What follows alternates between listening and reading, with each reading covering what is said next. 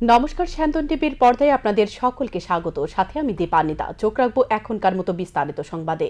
নাগেরজোলা বাস স্ট্যান্ডের নয়া টার্মিনাল ভবনের নাম শ্যামা প্রসাদের নামে ঘোষণা করলেন মুখ্যমন্ত্রী ডক্টর মানিক সাহা। অনুষ্ঠানে মুখ্যমন্ত্রী বক্তব্য রাখতে গিয়ে বামেদের কাঠগড়ায় তুললেন। বলতে দ্বিধা নেই, আগে নাগেরজোলা বাস স্ট্যান্ড মানেই একটা আতঙ্কের জায়গা ছিল। সারাক্ষণের মধ্যে গন্ডগোল চলত। এর পেছনে দায়ী পূর্বতন সরকার। তারা মালিক এবং শ্রমিকের মধ্যে একটা বিভেদ সৃষ্টি করে ঘোলা জলে ধরার চেষ্টা করে গেছেন। এতে শ্রমিক মালিক কারোর লাভ হতো না। শেষ পর্যন্ত অনেক শ্রমিকরা না খেয়ে মৃত্যুর মুখে পতিত হয়েছে। আর মাঝখানে যে নেতাগিরি করেছেন তিনি কেনে আঙ্গুল ফুলে কলাগাছ হয়ে গেছেন। মঙ্গলবার নাগেরজোলা বাসস্ট্যান্ডে নতুন টার্মিনাল ভবনের শুভ উদ্বোধন করে মুখ্যমন্ত্রী ডক্টর মানিক সাহা পূর্বতন বামফ্রন্ট সরকারকে এভাবেই কাঠগড়ায় তুললেন। মুখ্যমন্ত্রী এই টার্মিনাল ভবনের নাম ঘোষণা করে দেন ডক্টর শ্যামা প্রসাদ টার্মিনাল ভবন। কারণ সকলেই জানে শ্যামা প্রসাদ দেশের জন্য কি না করেছে। দেশের ৩৭০ ধারার জন্য নিজের জীবন উৎসর্গ করেছেন। বর্তমান প্রধানমন্ত্রী শ্যামা প্রসাদের দিশায় এগিয়ে এসে ৩৭০ ধারা বিলোপ করেন। তাই এবার ভারতীয় জনতা পার্টি সরকারও যাতে ৩৭০টি আসন নিয়ে সরকারে ফিরতে পারে তার জন্য চেষ্টা করা হচ্ছে, এমনটাই বললেন মুখ্যমন্ত্রী ডক্টর মানিক সাহা। মুখ্যমন্ত্রী উদ্বেগ প্রকাশ করে যানজট নিয়ে, একটা ডিসিপ্লিন যদি না আসে, এখানে যারা শ্রমিক ভাইয়েরা আছেন, যারা এটাকে এই ব্যবস্থাপনায় থাকবে, ওনাদের কাছে আমার অনুরোধ থাকবে যে সব কিছুই যদি, যেটা আমি বললাম যে পরিপাটি যেটাকে বলে, সেই ব্যবস্থা যদি আপনারা রাখেন, তাহলে আগামী দিনে এই মোটর স্ট্যান্ডের, নাগেরজোলা বাস স্ট্যান্ডের নাম হবে। মুখ্যমন্ত্রী বলেন, নাগেরজোলা বাস স্ট্যান্ডে প্রবেশ মুখে যাত্রী উঠানামা করায় ব্যাপক যানজট সৃষ্টি হয়। এদিকে শ্রমিকদের নজর দিলে যানজট মুক্ত হবে এবং মানুষের দুর্ভোগ কমবে। পাশাপাশি দুর্ঘটনা নিয়েও মুখ্যমন্ত্রী এদিন মুখ খুললেন। তিনি বলেন, দুর্ঘটনা যাতে সংঘটিত না হয় তার জন্য সকলকে সাবধানতা অবলম্বন করা অবশ্যই প্রয়োজন। কারণ প্রত্যেক গাড়ি চালকের হাতে নির্ভর করে বহু মানুষের জীবন। তাই গাড়ি চালকরা যাতে অবশ্যই সচেতন থেকে গাড়ি চালায়। আগে বলতে দ্বিধা নেই, এখানে নাগেরজোলা বাস স্ট্যান্ড মানে একটা আতঙ্কের পরিবেশ ছিল। অনেকে ভয় পেত যে নাগেরজোলার দিকে ক্রস করবে তো কি হবে, ওখানে এখানে তো সারাক্ষণ থাকে গেলে গন্ডগোল। আগের সরকার আমরা দেখেছি শ্রমিক আর মালিকের মধ্যে ঝগড়া বিভেদ করে ঘোলা জলে মাছ ধরার সারা জীবন চেষ্টা করে গেছেন। এতে করে শ্রমিকরাও তাদের কোনো লাভ হয়নি, মালিকরাও তাদের লাভ হয়নি। মালিকরাও তার ইনভেস্ট করতে চায় না। এবং তাদেরকে আমার নিজের চোখে দেখা বহুত শ্রমিক না খেয়ে শেষ পর্যন্ত মৃত্যুর মুখে পতিত হয়েছে। এবং মালিকদের তো গেলই, মাঝখানে যে নিয়ে নেতাগিরি করেছেন ও এখন কেনে আঙ্গুল ফুলে একবারে কলা গাছ হয়ে গেছে। এইসব দেখেছি এদের সরকার, আমরা দেখেছি। আয়োজিত অনুষ্ঠানে মুখ্যমন্ত্রী ছাড়া উপস্থিত ছিলেন মন্ত্রী সুশান্ত চৌধুরী, টিআরটিসি চেয়ারম্যান বলাই গোস্বামী সহ স্থানীয় কাউন্সিলর ও পরিবহন শ্রমিক সংগঠনের নেতৃত্ব। টার্মিনাল ভবনটি সরকার টিআরটিসির হাতে তুলে দিয়েছে। পরে টার্মিনাল ভবনটি ঘুরে দেখেন মুখ্যমন্ত্রী সহ অন্যান্য অতিথিরা। স্যান্দন টিভি। নিজের উপর ভরসা রেখে কিছুটা ঝুঁকি নিয়ে রোগীদের চিকিৎসা পরিষেবা প্রদান করার জন্য চিকিৎসকদের প্রতি আহ্বান জানান মুখ্যমন্ত্রী। মঙ্গলবার 50 শয্যা বিশিষ্ট জিরানিয়া মহকুমার হাসপাতালের শিলান্যাস করে এই আহ্বান জানান মুখ্যমন্ত্রী ডক্টর মানিক সাহা। মঙ্গলবার 50 শয্যা বিশিষ্ট জিরানিয়া মহকুমার হাসপাতালের শিলান্যাস করা হয়। একই সাথে এদিন ভূমি পূজন অনুষ্ঠিত হয়। এদিন 50 শয্যা বিশিষ্ট জিরানিয়া মহকুমা হাসপাতালের শিলান্যাস করেন মুখ্যমন্ত্রী ডক্টর মানিক সাহা। পরে জিরানিয়া মহকুমা হাসপাতালের শিলান্যাস উপলক্ষে আয়োজিত অনুষ্ঠানে বক্তব্য রাখতে গিয়ে মুখ্যমন্ত্রী ডক্টর মানিক সাহা বলেন, হাসপাতাল শুধু উদ্বোধন করলে হবে না, হাসপাতাল যেন ঠিকভাবে চলে সে ব্যবস্থা করতে হবে। হাসপাতালের পরিকাঠামোগত উন্নয়নের পাশাপাশি রোগীদের সঠিক পরিষেবা প্রদান করতে হবে। স্বচ্ছতা বজায় রাখতে হবে হাসপাতালে।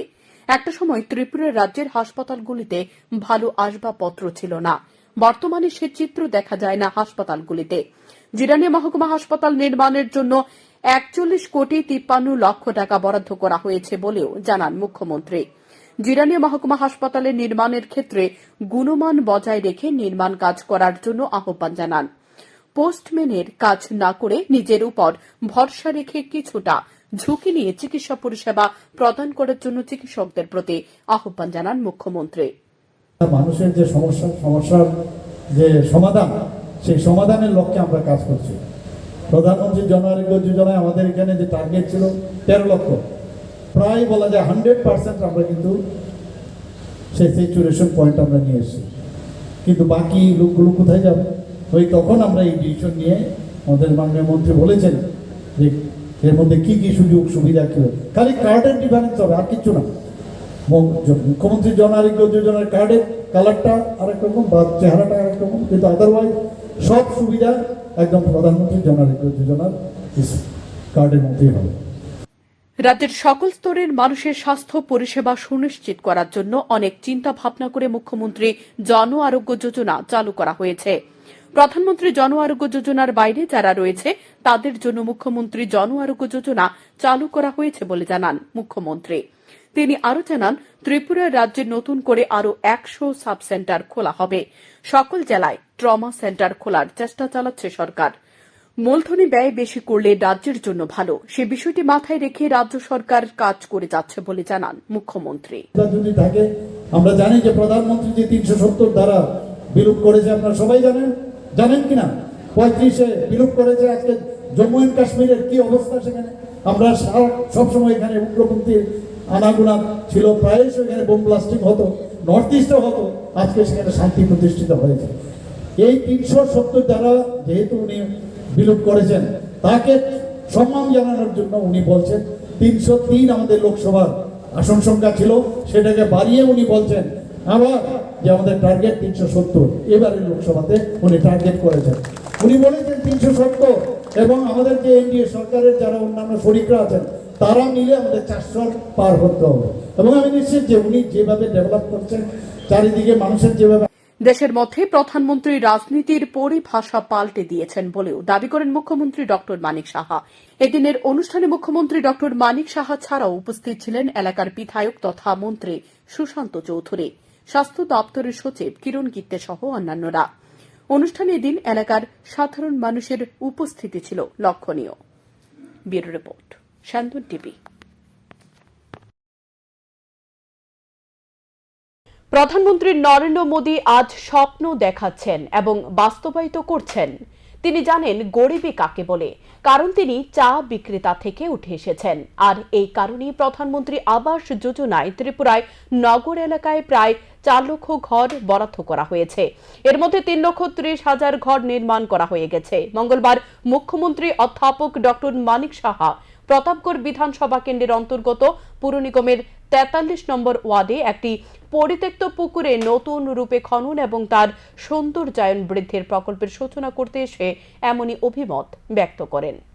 মঙ্গলবার প্রতাপগড় বিধানসভা কেন্দ্রের আগরতলা পুর নিগমের 43 নম্বর ওয়ার্ডের ঋষি কলোনি এলাকায় একটি পরিত্যক্ত পুকুরকে নতুন রূপে খনন এবং তার সৌন্দর্যায়ন বৃদ্ধির প্রকল্পের আনুষ্ঠানিক সূচনা করেন রাজ্যের মুখ্যমন্ত্রী অধ্যাপক ডক্টর মানিক সাহা। উপস্থিত ছিলেন আগরতলা পুর নিগমের mayor Dipak Majumdar, deputy mayor Monika Das Dutta, smart city প্রজেক্টের কমিশনার শৈলেশ কুমার যাদব সহ আগরতলা পুর নিগমের বিভিন্ন ওয়ার্ডের কর্পোরেটররা। বক্তব্য রাখতে গিয়ে রাজ্যের মুখ্যমন্ত্রী অধ্যাপক ডক্টর মানিক সাহা বলেন, প্রধানমন্ত্রী নরেন্দ্র মোদী মানুষকে স্বপ্ন দেখাচ্ছে এবং সেই স্বপ্নের বাস্তবায়ন ঘটাচ্ছে। কারণ প্রধানমন্ত্রী জানেন গরিবী কাকে বলে। তিনি চা বিক্রেতা থেকে উঠে এসে প্রধানমন্ত্রী হয়েছেন। এ কারণে প্রধানমন্ত্রী আবাস যোজনায় ত্রিপুরার নগর এলাকায় প্রায় 4 লক্ষ ঘর বরাদ্দ করা হয়েছে। এর মধ্যে 3,30,000 ঘর নির্মাণ করা হয়ে গেছে। আগরতলা শহরের বুকে পুরাতন মোটর স্ট্যান্ড গড়ে উঠতে চলেছে মাল্টি লেভেল কার পার্কিং, গড়ে উঠছে 5 স্টার হোটেল, বিভিন্ন দোকানপাটও গড়ে উঠবে এখানে। অত্যাধুনিক আগরতলা গড়ে তোলার চেষ্টা করা হচ্ছে। মুখ্যমন্ত্রী অধ্যাপক ডক্টর মানিক সাহা বলেন, আগে একটা সময়ে উত্তর পূর্ব মানে ছিল উগ্রপন্থীর আগ্রা, বর্তমানে উগ্রপন্থী নেই বললেই চলে। আর এটা একটা ফিলিং গুড, মনে হয় সকলেই সত্যিকার অর্থে ভারতবর্ষে আছেন। যে ওয়ান প্রোডাক্ট ওয়ান ডিস্ট্রিক্ট, অর্থাৎ আমাদের এখানে যে 8টা ডিস্ট্রিক্ট, এক একটা ডিস্ট্রিক্টের মধ্যে বিভিন্ন ধরনের প্রোডাক্ট আছে, তার একটা মল করতে হবে, তার মধ্যে ইউনিটি আসবে। শুধু তাই নয়, ভারতবর্ষের অন্যান্য যারা প্রদেশ আছে সেখান থেকেও আমাদের ইউনিটি মল এখানের মধ্যে স্থানও নির্ধারিত হয়েছে। সেটারও প্রায় 100 কোটি টাকার 140 কোটি টাকার মতো সেই টাকা দেওয়া হয়েছে। অনুষ্ঠান শেষে এদিন মুখ্যমন্ত্রী অধ্যাপক ডক্টর মানিক সাহা পরিত্যক্ত এই পুকুরটি ঘুরে দেখেন, কথা বলেন প্রশাসনিক আধিকারিকদের সঙ্গে। পরিত্যক্ত এই পুকুরের নতুন রূপে খনন এবং তার সৌন্দর্য বৃদ্ধির এই প্রকল্পে মোট 3,24,00,000 টাকা বরাদ্দ করা হয়েছে। Bureau report, Shantan TV. আন্তর্জাতিক মানব পাচার কাণ্ডে জড়িত অভিযুক্তকে জালে তুলল পুলিশ। তার নাম প্রদীপ সরকার। সে মোটা অঙ্কের বিনিময়ে মানব পাচারে সক্রিয় বলে অভিযোগ। আন্তর্জাতিক মানব পাচারের ত্রিপুরা করিডোর হিসেবে ব্যবহার হচ্ছে। বিগত দিনে এনআইএ রাজ্যের অভিযান চালিয়ে বেশ কয়েকজন মাস্টার মাইন্ডকে জালে তুলেছিল। এবার রাজ্য পুলিশের হাতে ধরা পড়ল আরও এক মাস্টার মাইন্ড। তার নাম প্রদীপ সরকার। সে মোটা অঙ্কের বিনিময়ে মানব পাচার সক্রিয় বলে অভিযোগ। তাকে বক্সনগর থেকে আটক করেছে পুলিশ। পুলিশ জানায়, গত ৩রা মার্চ আগরতলা রেল স্টেশন থেকে আটক হয় 4 বাংলাদেশি নাগরিক। তাদের জিজ্ঞাসাবাদ করে বেরিয়ে আসে এই পাচার কাণ্ডের মূল নায়ক প্রদীপ সরকারের নাম ও তার বাড়ি। অভিযুক্ত বক্সনগর রহিমপুর এলাকার বাসিন্দা। পেশায় সে একজন গাড়ি চালক। তার গাড়ির নম্বর TR01BT0300। এই গাড়িতে করে সে অন্যান্য দিনের মতো গত ৩রা মার্চ রহিমপুর থেকে একজন লোককে তাকে মোবাইলে কল করলে সে এসে তাদের নিয়ে যায় আগরতলা রেল স্টেশনে। তারপর পুলিশ এই বাংলাদেশিদের আটক করে। বাংলাদেশিদের জিজ্ঞাসা করলে নাম গোত্র জানতে পারে পুলিশ। কেস অ্যাকচুয়ালি ওই আমাদের জিআরপি থানাতে কেস হয়েছিল, তো যার মধ্যে আমাদের আইপিসি, ফরেনার অ্যাক্ট এবং ইন্টারন্যাশনাল পাসপোর্ট অ্যাক্ট এগুলি আছে। তো ওই কেসের সংযোগ ধরেই আমরা তাকে অ্যারেস্ট করেছি। অভিযুক্তকে এবার জিজ্ঞাসাবাদ শুরু করেছে পুলিশ। পুলিশের ধারণা, তাকে জিজ্ঞাসাবাদ করে আরও মানব পাচারকারী ঘটনায় জড়িতদের নাম জানতে পারবে। এখন দেখার বিষয় পুলিশ কতটা সফলতা অর্জন করতে পারে। শান্তন টিভি। রাজধানী আগরতলার হিন্দি স্কুলে 2 নিখোঁজ ছাত্রকে মুম্বাই থেকে উদ্ধার করেছে ত্রিপুরা পুলিশ। বুধবার দুপুরের মধ্যে এই নিখোঁজ 2 ছাত্রকে নিয়ে আসা হবে আগরতলায়। মঙ্গলবার এক সাংবাদিক সম্মেলনে এমনটাই জানালেন পশ্চিম জেলার পুলিশ সুপার ডক্টর কিরণ কুমার। পুলিশ সুপারের সাংবাদিক সম্মেলনে উঠে আসে ডাকাতির ঘটনা প্রবাহ। দিন 5 আগে রাজধানীর আগরতলার হিন্দি স্কুলের 8ম শ্রেণীর 2 ছাত্র উজান অভয়নগরের পৃথিবী দেববর্মা এবং বরজলা এলাকার ওমকার চক্রবর্তী সাত সকালে প্রাইভেট টিউশনে যাবার কথা বলে বাড়ি থেকে বের হয়। এই 2 ছাত্র পরবর্তী সময় আর বাড়ি ফিরে আসেনি। ইনস্টাগ্রামে একটি মেসেজকে কেন্দ্র করে 2 ছাত্রের পরিবারের লোকজন একটি নিখোঁজ ডায়েরি করে পূর্ব আগরতলা থানায়। নিখোঁজ ডায়েরির হাতে নিয়ে পুলিশ ঘটনা তদন্ত শুরু করে। মঙ্গলবার পশ্চিম জেলার পুলিশ সুপার ডক্টর কিরণ কুমার জানিয়েছেন, নিখোঁজ 2 ছাত্র বর্তমানে মুম্বাই রয়েছে। ইতিমধ্যে তাদেরকে উদ্ধার করেছে ত্রিপুরা পুলিশ। মুম্বাইয়ের ডিসিপির সঙ্গে যোগাযোগ রেখে চলেছে ত্রিপুরা পুলিশ। বুধবার দুপুরের মধ্যে অভিভাবকদের সঙ্গে নিয়ে ত্রিপুরা পুলিশ নিখোঁজ 2 ছাত্রকে মুম্বাই থেকে আগরতলায় নিয়ে আসবে। तो तुरंत हमने एक स्पेशल टीम बना के पुलिस का ट्रेस करने के लिए लगा दिया था। तो आज उनका खबर मिल गया है, वो लोग मुंबई छत्रपति शिवाजी टर्मिनस में मिल गए हैं। तो अभी उनका पेरेंट्स और हमारा जो पुलिस है जाके उनको रिकवरी करके कल ले आए हैं। খয়েরপুর বিধানসভা কেন্দ্রের অন্তর্গত চাঁদপুর বলদাখাল এলাকার পালপাড়া এবং আড়ালিয়া ঘোষপাড়াতে দুঃসাহসিক ডাকাতির ঘটনা প্রবাহ উঠে আসে এদিনকার এই সাংবাদিক সম্মেলনে। পশ্চিম ত্রিপুরা জেলার পুলিশ সুপার ডক্টর কিরণ কুমার জানিয়েছেন, শীঘ্রই এ ঘটনার কিনারা হয়ে যাবে। ইতিমধ্যে পুলিশের কাছে বেশ কিছু ক্লু এসেছে। পুলিশ বেশ কয়েকজনকে গ্রেপ্তার করে জিজ্ঞাসাবাদ শুরু করেছে। তবে তদন্তের স্বার্থে এর বাইরে কিছু বলা সম্ভব নয়।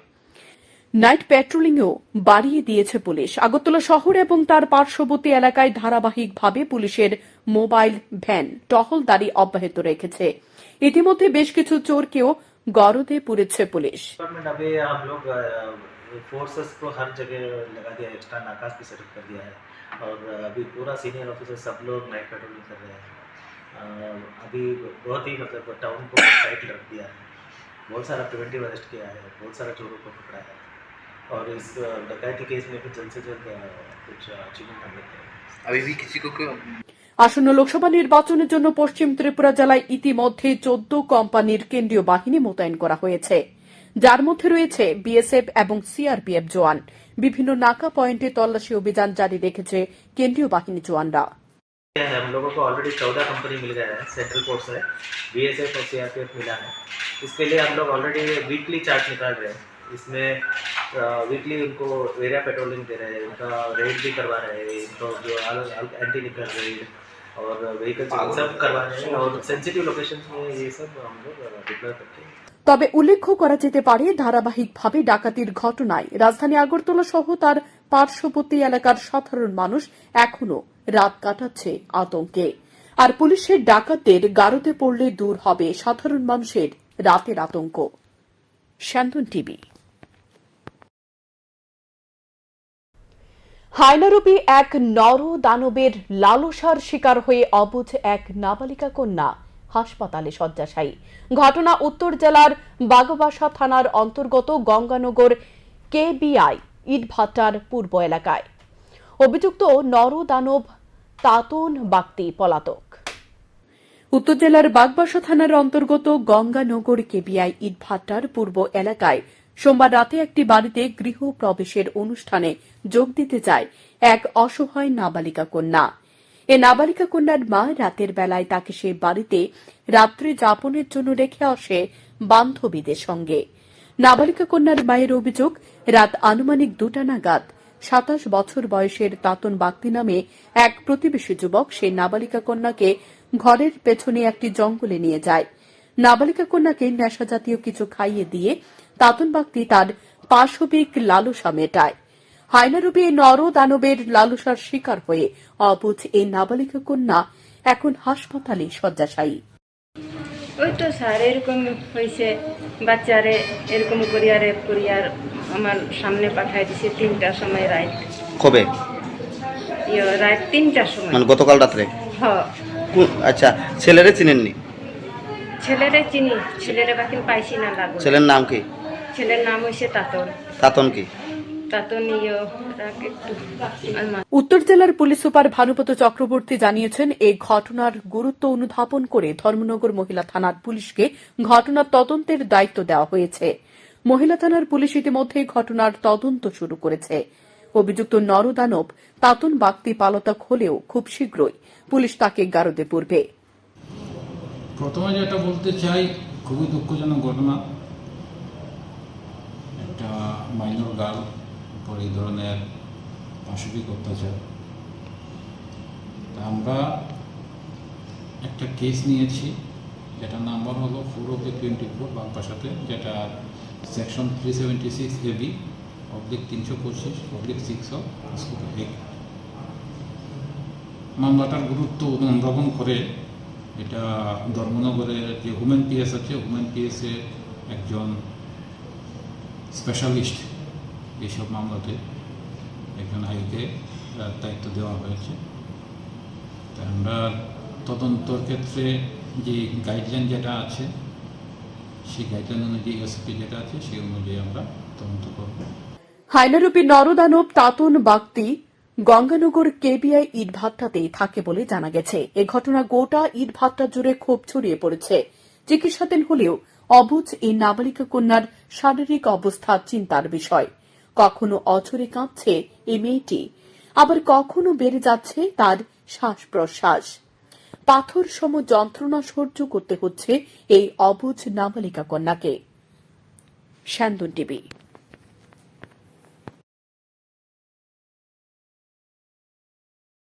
মঙ্গলবার কাকরাবন বিধানসভা কেন্দ্রের ইটাছড়ায় কৃষি ও কৃষক কল্যাণ দপ্তরের উদ্যোগে রাজ্যের অর্থ ও পরিকল্পনা দপ্তরের মন্ত্রী প্রণজিৎ সিংহ রায়ের হাত ধরে অনুষ্ঠিত হল কৃষি উন্নয়ন এবং গবেষণা প্রশিক্ষণ কেন্দ্রের।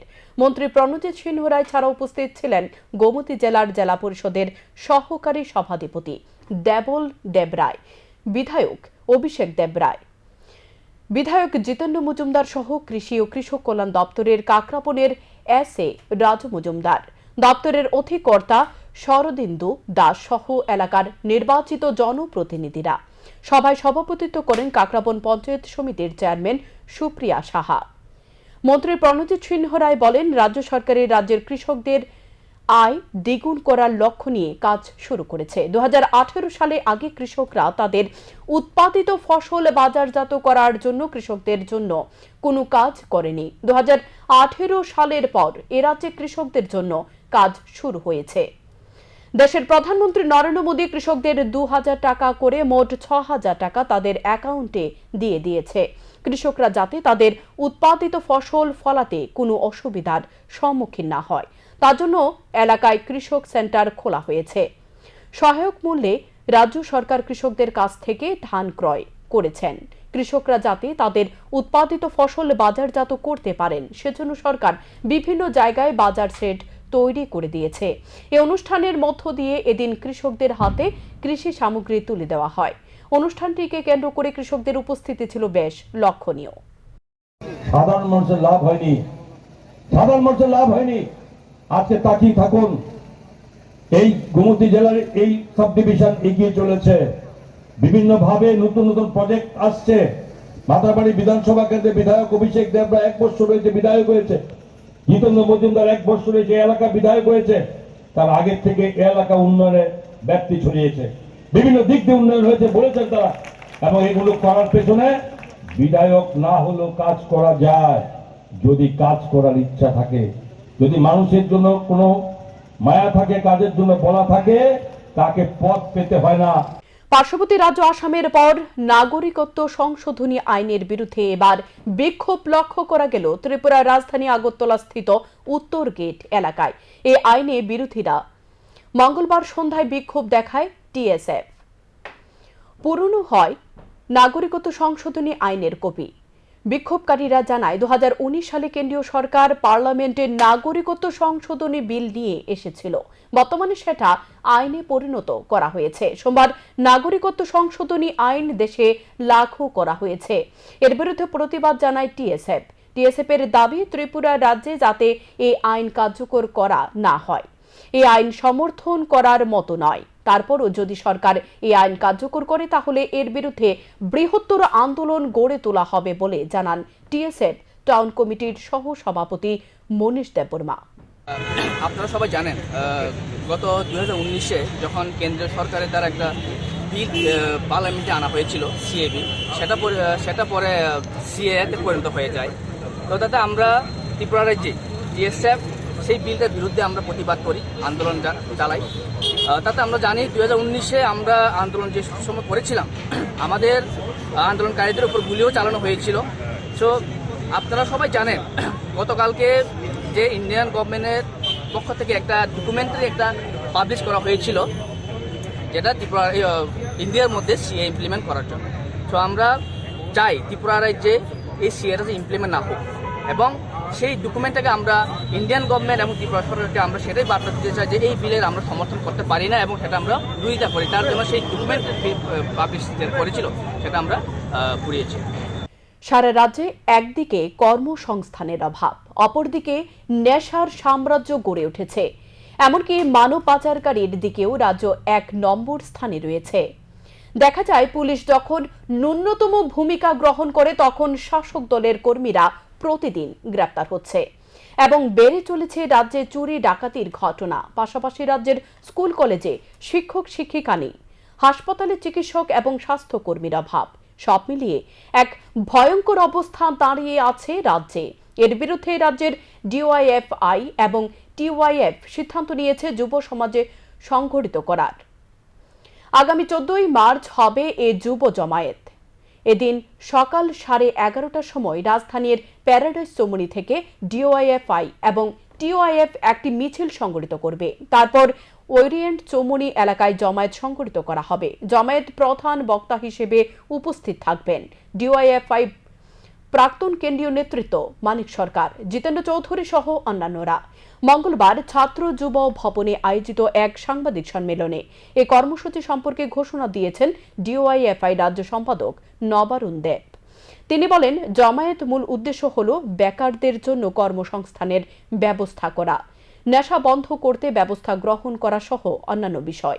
আয়োজিত কর্মসূচিতে সকলকে এগিয়ে আসার জন্য আহ্বান জানান তিনি। আয়োজিত সাংবাদিক সম্মেলনে এছাড়া উপস্থিত ছিলেন সংগঠনের রাজ্য সভাপতি পলাশ ভৌমিক সহ অন্যান্যরা। আমরা দেখছি এই সময় গোটা দেশের ভয়ঙ্কর পরিস্থিতি।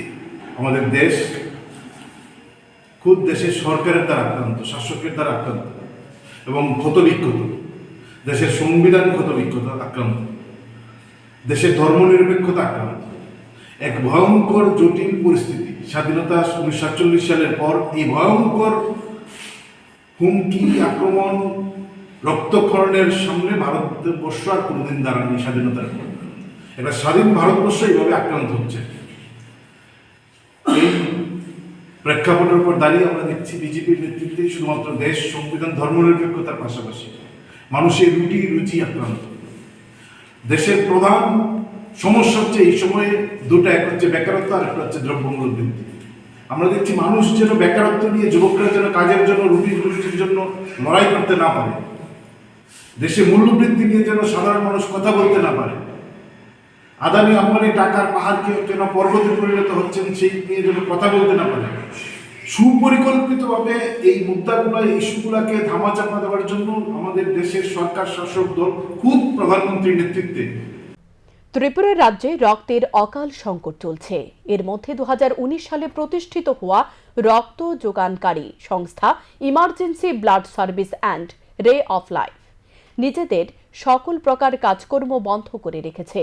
এই সংস্থাটি এখনও পর্যন্ত রাজ্যের বুকে প্রায় 8,000 ইউনিট ব্লাড ডোনেট করেছে বলে খবর। বর্তমানে এই এনজিওর সদস্য সংখ্যা প্রায় 5,600। কিন্তু এই সংস্থাটি নিঃস্বার্থভাবে কাজ করা সত্ত্বেও রাজ্যের বিভিন্ন হাসপাতালে কর্মরত একাধিক কর্মীদের কাছ থেকে দুর্ব্যবহারের শিকার হচ্ছে। এ সমস্ত বিষয় নিয়ে কথা বলার জন্য গত বছরের 28শে জুলাই রাজ্য মুখ্যমন্ত্রী তথা স্বাস্থ্যমন্ত্রী অধ্যাপক ডক্টর মানিক সাহাকে একটি চিঠি পাঠান সংস্থার সম্পাদক তাপস সাহা। কিন্তু চলতি মাস কিন্তু 9 মাস অতিক্রান্ত হওয়া সত্ত্বেও স্বাস্থ্যমন্ত্রীর তরফ থেকে কোনো প্রকার উত্তর না পাওয়ায় গত বছরের 14ই ডিসেম্বর থেকে নিজেদের সমস্ত কাজকর্ম বন্ধ করে রেখেছে, যার ফলে রোগীদের পরিবারকে ভোগান্তির শিকার হতে হচ্ছে। কিন্তু এ বিষয়ে কোনো প্রকার হেলদোল নেই স্বাস্থ্য দপ্তরের। যতটুকু খবর রয়েছে, এই সংস্থাটির সাথে রাজ্যের বহু প্রশাসনিক আধিকারিক, এসডিএম, ডিএম, বিধায়ক, সাংসদ ও যুক্ত রয়েছে। সংস্থাটি শুধুমাত্র রাজ্যে নয়, বহিরাজ্যেও নিজেদের কর্মকাণ্ড জারি রেখেছে। বিশেষ করে আসাম, কলকাতা, উত্তরপ্রদেশের পাশাপাশি প্রতিবেশী রাষ্ট্র বাংলাদেশও নিজেদের কর্মকাণ্ড জারি রেখেছে। রাজ্য সরকারের এ ধরনের ভূমিকার জন্য আগামী কিছুদিনের মধ্যে ইমার্জেন্সি ব্লাড সার্ভিস অ্যান্ড রে অফ লাইফ এর পক্ষ থেকে রাজধানীতে 3,000 সদস্যদের নিয়ে এক প্রতিবাদী মিছিল সংগঠিত করে কেন্দ্রীয় স্বাস্থ্যমন্ত্রী এবং প্রধানমন্ত্রীর কাছে ডাকযোগে চিঠি দিয়ে সমস্ত বিষয়ে অবগত করা হবে। এবং সরকারের পাশে থেকে এবং হেলথ দপ্তরের বড় বড় আধিকারিক সঙ্গে কথা বলতে লাগবে, তাহলেই আমাদের হেলথ দপ্তর যায় সঠিক জায়গায় যাবে। কারণ উপরের স্তরে কর্মীরা তো এখানে এসে বসে না, কারণ নিচের স্তরে কী করছে তারা জানে না, কেউ কমপ্লেনই করছে না। আমরা অনেকবার কমপ্লেন করেছি, সুরাহ পেয়েছি, এটা সবচেয়ে বড় বিষয়। তো রক্তের সংকট দেখা যায়, তখন আপনারাই এগিয়ে যান না? সেটা আপনার কথা ঠিক। আমরা যখন নেগেটিভ ব্লাড লাগে, শুধু জিবি আইজিএম নয়, আমরা সারা ত্রিপুরা রাজ্যে এবং রাজ্যের বহিরাজ্য আমাদের অনেক প্রভাব আছে। আসামেও আমাদের অনেক নিউজ হয়েছে। আমরা চেষ্টা করি সবসময় রাজ্যকে কীভাবে, আমরা তো কাজ করছি রাজ্যের জন্য। যখন আসামে আমাদের নিউজ হয়েছে, 2013 সাল থেকে শুরু হয়েছে রাষ্ট্রীয় বাল স্বাস্থ্য পরিষেবা কর্মসূচি। বর্তমানে তা ধারাবাহিকভাবে চলে আসছে রাজ্যে। জন্ম থেকে কেউ অসুস্থ হলে তাকে সুস্থ করে তোলাই হলো এই রাষ্ট্রীয় বাল স্বাস্থ্য পরিষেবার মূল উদ্দেশ্য। হয়তো অনেক সময় দেখা যায় জন্মের পর অনেক শিশু আছে যারা কানে কম শোনে, কেউ হাঁটতে পারে না ঠিক মতো, চোখে দেখতে পায় না।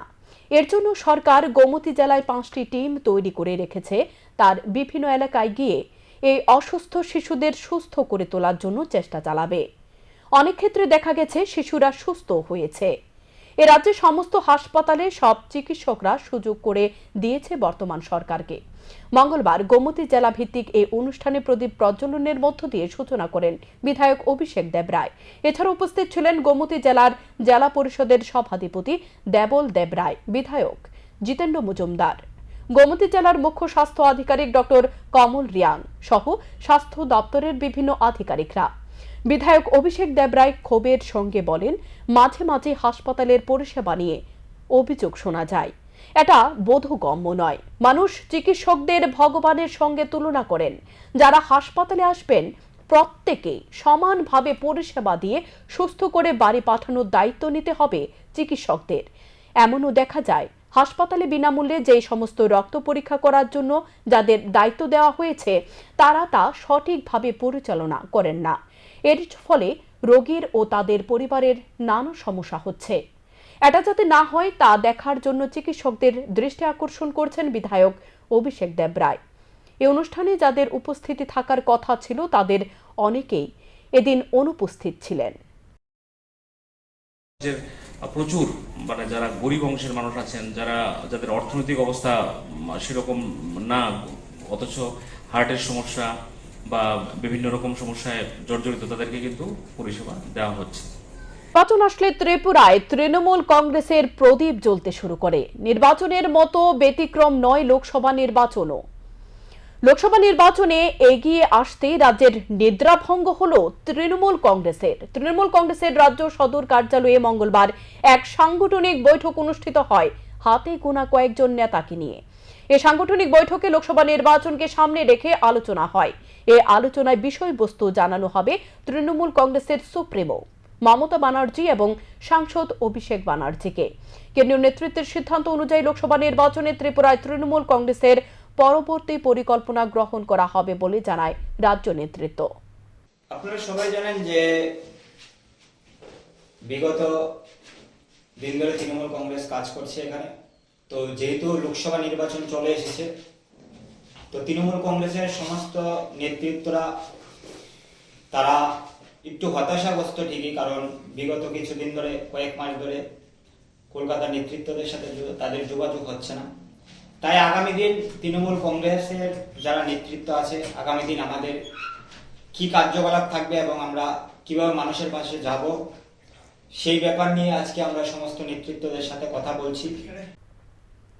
পবিত্র ঈদ উপলক্ষে শুরু হলো রোজা। মঙ্গলবার ইন্দ্রনগর মসজিদে মুসলিম ধর্মাবলম্বীরা ইফতারের আয়োজন করে। এই ইফতারে বড়দের পাশাপাশি দেখা যায় ছোটদেরও। সূর্য উদয়ের আগে থেকে সূর্যাস্ত পর্যন্ত এই রোজা ধারণ করে মুসলিম ধর্মাবলম্বীরা। এটা আমরা সূর্য উদয়ের আগ থেকে নিয়ে সূর্যাস্ত পর্যন্ত আমরা রোজা ধারণ করি আল্লাহর হুকুম মেনে। এই সময়টা আমাদের ইফতারের মুহূর্ত, এটা একটি নিয়ামতপূর্ণ সময়, আল্লাহর পক্ষ থেকে একটি নিয়ামতের সময়, রহমতের সময়, বরকতের সময়। এই সময়টিকে আমরা আল্লাহর দরবারে প্রার্থনা করি, আমরা সকলের জন্য প্রার্থনা করি, সুখ শান্তি কামনা করি এবং ইফতার দিয়ে আমরা রোজা ভঙ্গ করি। পাবিয়াছড়া বিধানসভা কেন্দ্রের কুমারঘাট মহকুমার দুধপুর উচ্চ বিদ্যালয়ের নবনির্মিত দ্বিতল ভবনের আনুষ্ঠানিক সূচনা করেন প্রাক্তন মন্ত্রী তথা বর্তমান বিধায়ক ভগবান চন্দ্র দাস। এলাকার ছাত্রছাত্রীদের পড়াশোনার সুবিধার্থে 5 কক্ষ বিশিষ্ট এই দ্বিতল ভবন নির্মাণ করা হয়। এই দ্বিতল ভবনে নির্মাণ তার চেয়ে ব্যয় হয়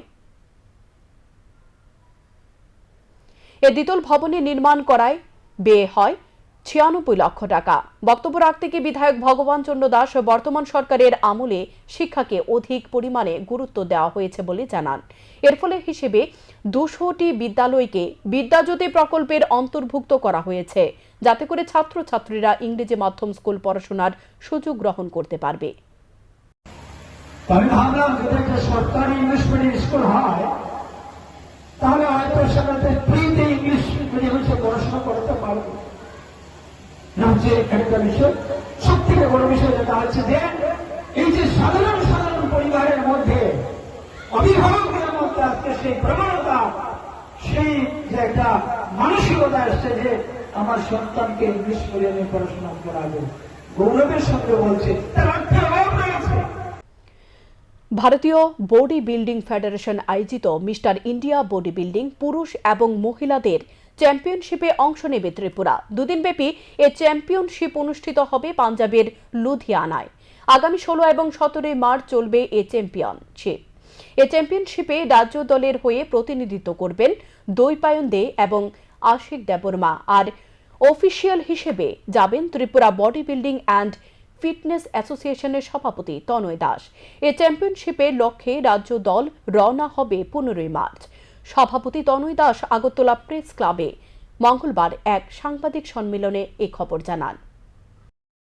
এই প্রথমবারের মতো ইন্ডিয়ান বডি বিল্ডার্স ফেডারেশন দ্বারা আয়োজিত 15th mister India body building man women championship, যা পাঞ্জাবে আয়োজিত হতে যাচ্ছে 16 এবং 17 মার্চ 2024। সেখানে ত্রিপুরার টিম হয়ে ত্রিপুরা থেকে আশিক দেববর্মা এবং দৈপায়ন দে নামে দুটো ছেলে সিলেকশন পেয়েছে। তাদের সিলেকশন লেটার আমাদের হাতে আছে।